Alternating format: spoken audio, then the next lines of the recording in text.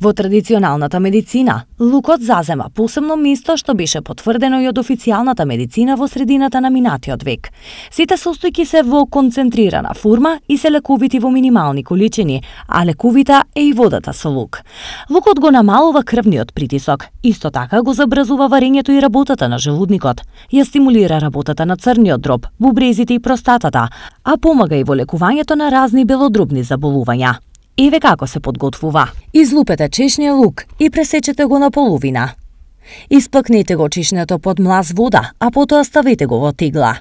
Ставете литар вода, затворете ја теглата и оставете ја во фрижидер 1 час. Се користи така што четвртина вода од лук се меша со шолја обична вода и се пие неколку пати на ден, најмалку 3, освен првиот ден кога може да се пие на секој час и половина. Оваа доза ќе биде доволна за 3 до 4 дена, пошто можете да направите уште една доза.